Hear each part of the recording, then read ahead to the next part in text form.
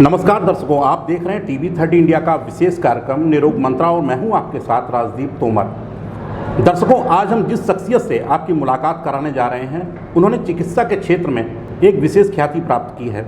जी हां, हम बात कर रहे हैं डॉक्टर एस.के. राजू जी की। जी हां, जो कि फिजिशियन हैं और उन्होंने सामाजिक कार्यों में भी एक अलग अपना मुकाम हासिल किया है। तो हम स्वागत करते हैं टीवी 30 इंडिया पर डॉक्टर साहब का। डॉक्टर साहब आपका स्वागत है टीवी 30 इंडिया पर। सर बहुत बहुत धन्यवाद टीवी 13 के लिए कि आज उन्होंने मुझे इस लायक समझा कि मैं आपके टीवी पर अपना इंटरव्यू दूं। डॉक्टर साहब, हम किसी एक रोग पर या किसी एक समस्या पर बात करें उससे पहले हम चाहते हैं हम अपने दर्शकों के लिए कि आप अपने विषय में थोड़ा एक संक्षिप्त परिचय दें और बताएं कैसे आप चिकित्सा के क्षेत्र में आए, कहां से वो एक शुरुआत हुई और क्या क्या इस बीच का जो एक सफ़र रहा आपका, उसके बारे में। मैं दर्शकों को बताना चाहूँगा, मूल रूप से मैं एक ग्रामीण क्षेत्र का रहने वाला हूँ। मेरा परिवार किसान परिवार है। सभी परिवार में पढ़े लिखे थे। मेरे एक चाचा जी इंजीनियर रहे हैं, हाइडिल में एज एग्जीक्यूटिव इंजीनियर रिटायर्ड हुए हैं। दूसरे चाचा जी जो आगरा कॉलेज से उन्होंने पोस्ट ग्रेजुएट किया था, आज बिजनेस करते हैं। मेरे फादर जो है वो खेती संभालते थे। जब मैं गांव में पढ़ता था तो जब इंजीनियर हुए मेरे चाचा जी, तो परिवार के लेते घर में एक डॉक्टर भी हो। तो एक शुरू से मेरे दिमाग में था कि डॉक्टर बनना है। मेरी जो प्राथमिक और जूनियर हाई स्कूल की शिक्षा ग्रामीण गांव में ही हुई थी। उसके बाद में मैं बाहर पढ़ने के लिए मुझे भेजा गया। मैंने हाई स्कूल किया था अछनेरा से श्री शिव प्रसाद राष्ट्रीय इंटर कॉलेज। उसके बाद में मैंने जब हाई स्कूल में वहाँ टॉप किया था कॉलेज को, आसपास के 5 कॉलेज और थे, उन सभी को मैंने टॉप किया था। उस बेसिस पे मुझे नेशनल मेरिट स्कॉलरशिप मिली हाई स्कूल में। फिर मुझे गवर्नमेंट इंटर कॉलेज आगरा में एडमिशन मिला। उस आधार पे वहाँ से इंटरमीडिएट किया मैंने, वहाँ भी मैंने पोजीशन हासिल की। जब मैंने CPMT का एग्ज़ाम दिया तो उसमें मैं सिलेक्ट हुआ अच्छी रैंक के साथ में। मेरी 113वीं रैंक थी उस समय। जब मेरा admission SN medical college Agra में MBBS में लिया, MBBS में पास होने के बाद में वहीं से मैंने DCH किया, डिप्लोमा इन चाइल्ड हेल्थ, और वहीं से मैंने MD मेडिसिन किया। जब मेरी MD मेडिसिन पूरी हुई तो मेरे बाबा साहब एक बात कहते थे कि आप डॉक्टर बन रहे हो, हमारी जनता को या हमारे क्षेत्र को क्या फ़ायदा होगा। उस समय मेरे दिमाग में आया कि मैं अपनी ग्रामीण जनता को किस तरह से सहायता कर सकता हूँ अपनी सेवा के माध्यम से। मैंने हाथरस को फिर अपना कर्मस्थली चुना और उसके पीछे यही कारण था कि मेरा गांव यहाँ से 18 किलोमीटर है। मेरे गांव का नाम है गोबरारी, ग्राम पंचायत भी गोबरारी। मेरे बाबा साहब के कहने पे मैंने एक व्रत लिया था कि मेरे ग्राम पंचायत में 4 बड़े गांव हैं, एक छोटा गांव है, कुल मिला के 5 गाँव हैं। मैं 5 गांवों से किसी से आज तक कोई फीस नहीं लेता हूं, सभी को निःशुल्क देखता हूं, अपना परामर्श देता हूं। और मेरे 5 गांव की जितनी भी लड़कियां आसपास हैं उनसे और उनके परिवार वालों से भी मैं अभी तक कोई फ़ीस नहीं लेता। ये मेरी एक समाज सेवा शुरू हुई अपने प्रोफेशन से।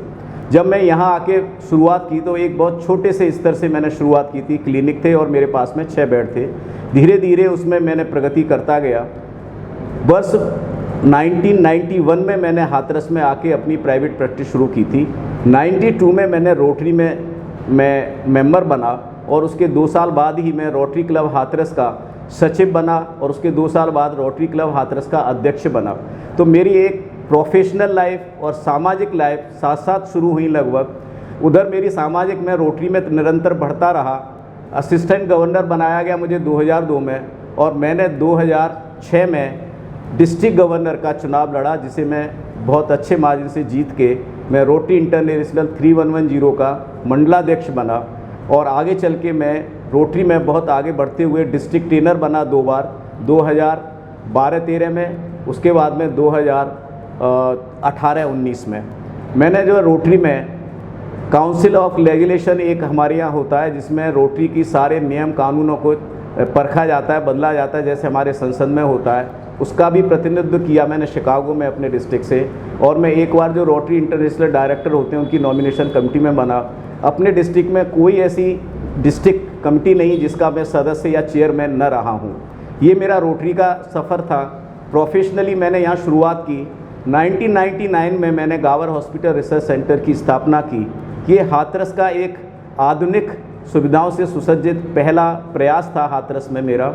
और यहाँ हमने शुरुआत की थी मल्टी स्पेशलिटी से, जिसमें शुरुआत में मैं as a physician, child specialist, मेरे साथ में surgeon doctor Jay Sharma, gynaecologist doctor Divya Chaudhary और orthopaedic surgeon doctor Vinod Saxena, हम लोगों ने शुरुआत की थी। ये पहला सेंटर था इस क्षेत्र का जहां 2000 में लेप्रोस्कोपिक सर्जरी की गई, और उस समय मथुरा या अलीगढ़ में भी लेप्रोस्कोपिक सर्जरी किसी प्राइवेट अस्पताल में नहीं होती थी, तब यहाँ लेप्रोस्कोपी शुरू की। धीरे धीरे इस प्रोफेशन में बढ़ते हुए आज इस मुकाम पर मैं पहुँचा हूँ। इस समय मेरे बेटे ने भी MS सर्जरी किया हुआ है, आगे वो भी ज्वाइन करेगा। मेरी भतीजी है, उसने अभी MBBS परसों ही कंप्लीट किया है। परिवार में 3 बच्चे और मेडिकल लाइन में हैं, तो एक कोशिश है आगे चल के एक इसी चीज़ को और बढ़ाया जाए। ये मेरा प्रोफेशनल कैरियर रहा। सिर्फ क्योंकि हाथरस से मेरा गांव पास पड़ता था, तो अपने क्षेत्र की ग्रामीण जनता और अपने गांव को जहां मैं पैदा हुआ उनको किस तरह सहायता कर सकूं, इस उद्देश्य से मेरा हाथरस आगमन हुआ। जब मैं हाथरस आया तो यहाँ मैं किसी से भी परिचित नहीं था, किसी भी एक भी परिवार से। 2 या 3 मेरे दोस्त थे या मेरे सीनियर थे जो मेडिकल प्रोफेशन के, उनकी वजह से मैं यहाँ एक सहारा मुझे मिला। मैं एक बात और बताना चाहूँगा कि मैं छात्र राजनीति से भी जुड़ा रहा हूँ। 1987 में मैं RML हॉस्पिटल दिल्ली में वाइस प्रेसिडेंट रहा था रेजिडेंट डॉक्टर एसोसिएशन का, और उसी समय एक ऑल इंडिया लेवल पे एसोसिएशन बनी थी। मैं ऑल इंडिया लेवल पे ट्रेजरर रहा था एसोसिएशन ऑफ रेजिडेंट डॉक्टर्स। इसके बाद में मैं IMA से आके जुड़ा। IMA में मैं अपने हाथरस ब्रांच का प्रेसिडेंट रहा। इसके बाद में मैं यूपी स्टेट में assistant secretary, joint secretary, IAAMS का चेयरमैन, और पिछले 2 साल पहले मैं यूपी स्टेट का ट्रेजरर रहा, और वर्तमान में इस समय मैं यूपी स्टेट का वाइस प्रेसिडेंट हूँ जोन 2 का। तो मैं सिर्फ प्रोफेशन से नहीं जुड़ा हुआ, अपने एसोसिएशन से भी जुड़ा रहा हूँ, जिससे कि मैं सभी लोगों से संपर्क में रहूं, और जो नई नई चीज़ें या नई नई ज्ञान हमें आते हैं मैं वो भी प्राप्त करता रहा हूं सेमिनार्स और कॉन्फ्रेंस के माध्यम से। मैं इसके साथ ही एक और मुझे सफलता मिली मेरे कैरियर में। मैं नेशनल जो IMA है उसकी सेंट्रल वर्किंग कमेटी में पिछले 30 वर्ष से रिप्रेजेंट कर रहा हूँ यूपी स्टेट को। आज लगभग सारी जनता मुझसे है, ये मेरी उपलब्धि है सामाजिक क्षेत्र में भी और प्रोफेशनली भी। बिल्कुल, बहुत महत्वपूर्ण बातें हैं जो हमारे दर्शकों के लिए डॉक्टर साहब आपने बताई, क्योंकि आपका एक लंबा एक पूरा अनुभव रहा है इन सारी बातों पर, सामाजिक कार्यों को भी लेकर और अपने क्षेत्र में भी। हम अपने दर्शकों के लिए जानना चाहते हैं, वर्तमान में जो एक बीमारी है, एक बहुत ज़्यादा शुगर पेशेंट लोग हो जाते हैं या डायबिटीज़ की एक बीमारी है, इसके विषय में कि ये कैसे, यानी कि इसमें सबसे पहले लक्षण क्या होते हैं, कैसे पहचाना जाए और इसके लिए क्या उपाय उपचार किए जाए। शुगर की बीमारी, जिसे हम डॉक्टरी भाषा में डायबिटीज़ बोलते हैं, आजकल बहुत तेज़ी से बढ़ रही है। उसके पीछे बहुत से कारण हैं, और भारतवर्ष में तो इसकी संख्या निरंतर बढ़ती जा रही है। इसके जो शुरुआती लक्षण होते हैं वो हैं प्यास ज़्यादा लगना, पेशाब बार बार आना, भूख भी ज़्यादा लगना, लेकिन इसके बावजूद भी कमजोरी रहना। ये एक जो क्लासिकल पिक्चर है डायबिटीज़ की वो है। कुछ मरीज़ हमें मालूम होते हैं बेहोशी की हालत में, जिनकी शुगर बहुत ज़्यादा है, वो लापरवाही करते हैं। किसी को इन्फेक्शन के रूप में कि कहीं कोई घाव हो जाए, चोट लग जाए, वो जल्दी से नहीं भरते, जब जांच कराते हैं डॉक्टर तब मालूम पड़ता है। ये एक डायबिटीज़ होती है जो हमारी टाइप 2 होती है, या जो अडल्ट वयस्क में होती है। एक हमारी डायबिटीज़ होती है जो बच्चों में होती है, टाइप 1 कहते हैं। वो हमारी हेरिडिटरी होती है ज़्यादातर, कि परिवार में हो किसी को, या जीन्स के चेंज होने से कॉमन हो उसकी वजह से होती है। तो 2 तरह की डायबिटीज़ होती है, टाइप 1 और टाइप 2। ये इसके शुरुआती लक्षण होते हैं। इनके मुख्य कारण हैं आजकल, एक तो पारिवारिक हो गया, हेरिडिटरी जैसे होती है। दूसरा होता है हमारा शरीर का वजन बहुत ज़्यादा बढ़ जाना, हमारी आराम तलब ज़िंदगी, और एक आजकल जैसे चल रहा है बहुत ही स्ट्रेसफुल लाइफ। ये 3 मुख्य महत्वपूर्ण कारण हैं। और ये हमारी डाइट, आजकल डाइट में ग्लूटेन का बड़ा रोल आ रहा है सारी बीमारियों में, जिनमें डायबिटीज़ भी एक प्रमुख रूप से है। जिस भी व्यक्ति का वजन ज़्यादा होगा, BMI या ज़्यादा होगी, या जिसका देखा जाए पेट निकला होगा, आप समझें वो कुछ न कुछ बीमारी पालेगा, जिनमें शुगर मुख्य रूप से है, ब्लड प्रेशर भी है, और इन्हीं चीज़ों से आगे चल के जोड़ों के दर्द और हार्ट की संभावना बढ़ जाती है।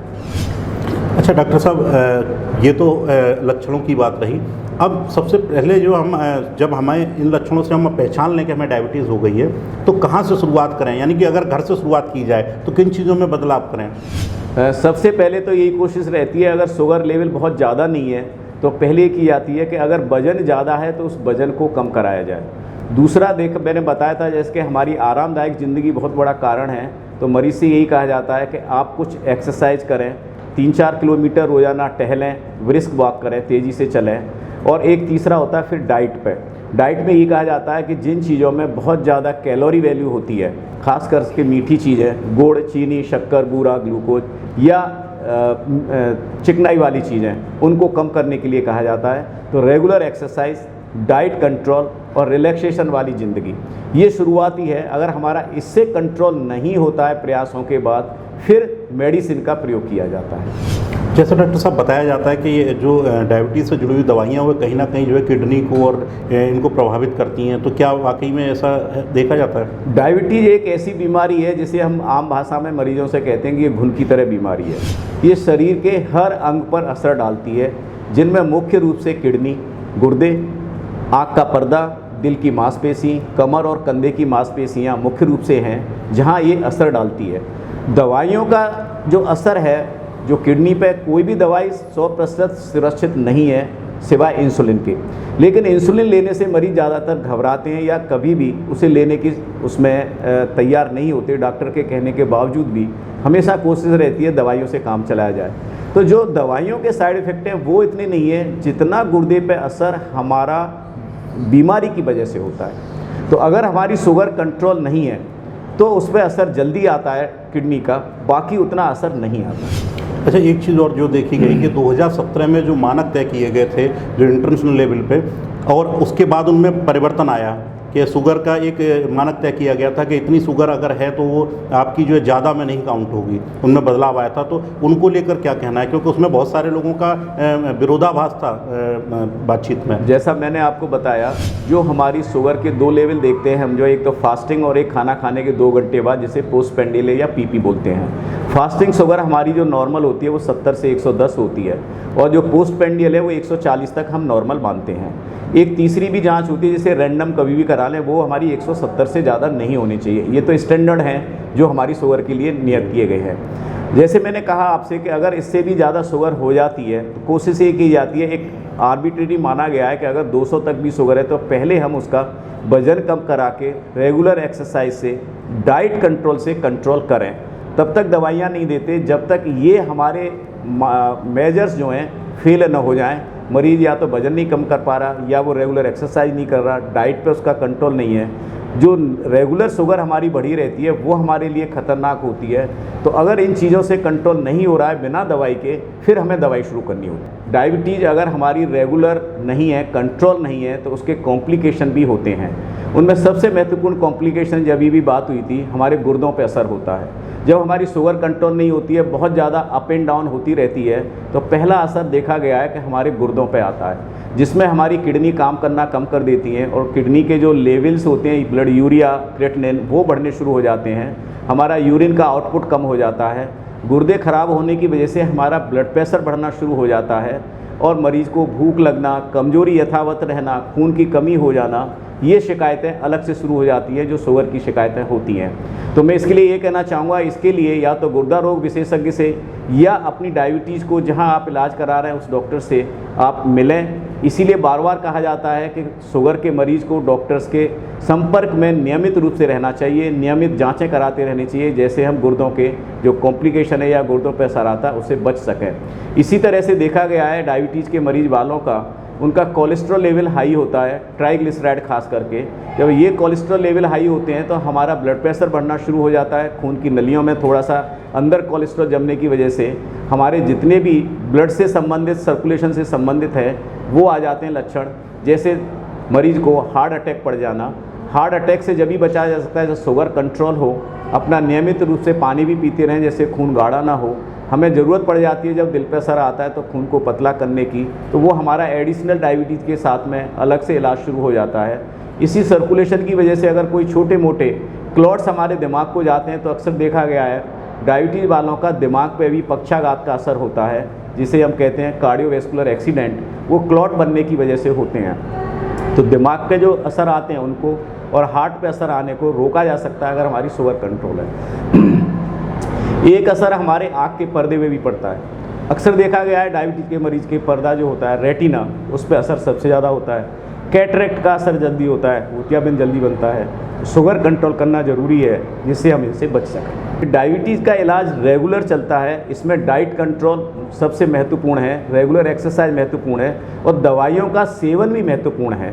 दवाइयों के लिए उसे नियमित रूप से डॉक्टर के पास जाना चाहिए। मरीज को कभी भी अचानक दवाई बंद न करें। अगर शुगर हमारी लोअर जा रही है, कम जा रही है, तो दवाइयाँ एक साथ बंद न करके उसकी खुराक को कम किया जाता है। अगर कंट्रोल नहीं हो रही तो खुराक को बढ़ाया जाता है। इलाज ज़्यादातर ये देखा गया है हमेशा पूरी ज़िंदगी देना होता है। अगर दवाइयों से कंट्रोल नहीं हो रहा है तो अब जैसे मैंने पहले बताया कि इंसुलिन भी हमें लगाना होता है। हमारा उद्देश्य है शुगर को कंट्रोल करना जो हमारे नॉर्मल लेवल है। तो पहले तो ये शुगर अगर हमारी कंट्रोल रहेगी तो इसकी जो कॉम्प्लिकेशन है, खास करके दो आगे दिल की बीमारियां बढ़ना, फालिज की शिकायत होना, आँख की रोशनी कम हो जाना या गुर्दे खराब हो जाना या बार बार इन्फेक्शन होना, उनसे बचा जा सकता है। तो हर मरीज से मैं यही कहूँगा कि नियमित अपनी जांच कराते रहें, डॉक्टर को दिखाते रहें, अपना खान पान का ध्यान रखें, परहेज वाला खाना लें, एक्सरसाइज करें रेगुलर और दवाइयाँ नियमित रूप से लें। बहुत ही महत्वपूर्ण जानकारी जो हमारे दर्शकों के लिए आपने बताई डॉक्टर साहब।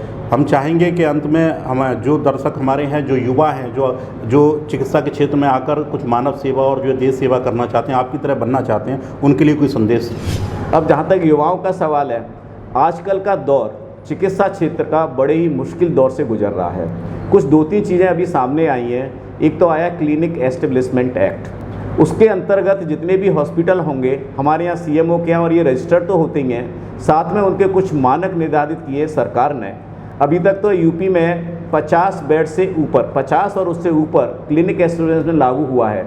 अगर 49 तक है तो वो अभी इस एक्ट में नहीं आता। लेकिन इस एक्ट के लागू होने से बहुत सी समस्याएं डॉक्टर्स को करनी पड़ रही हैं, रजिस्ट्रेशन के साथ में सुविधाओं की।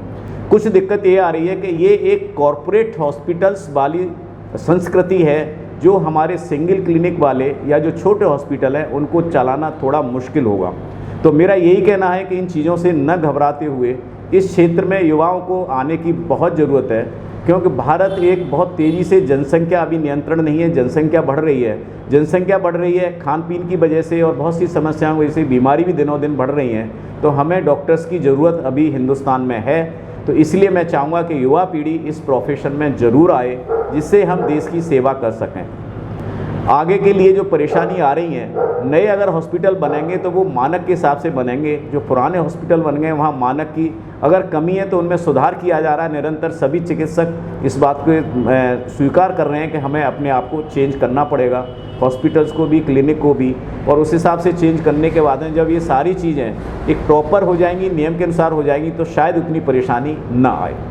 तो मैं तो चाहूँगा कि युवा इस प्रोफेशन को ज़रूर करें। इसमें दोनों ही चीज़ें, आप इस प्रोफेशन जुड़े हैं तो आपका अपना एक सम्मान भी होता है समाज में, आप समाज सेवा भी कर सकते हैं। और ऐसा नहीं है, प्रोफेशन में भी अगर आप अपने नियम से चलें तो इसमें ख्याति भी है, और जैसा हम जानते हैं एक अच्छी लाइफ भी हम जीते, अपने बच्चों को भी आगे बढ़ा सकते हैं। तो इस प्रोफेशन को मैं चाहूँगा युवा पीढ़ी आके ज़रूर ज्वाइन करें। बहुत बहुत धन्यवाद डॉक्टर साहब। हमारे साथ थे डॉक्टर SK राजू जी, जिन्होंने बहुत महत्वपूर्ण बातें बताई, अपने जीवन के विषय में भी बातें बताई संक्षिप्त में, साथ ही जो है डायबिटीज़ के बारे में भी बताई। बहुत बहुत धन्यवाद। आप देख रहे हैं TV 30 इंडिया, उत्तर प्रदेश उत्तराखंड।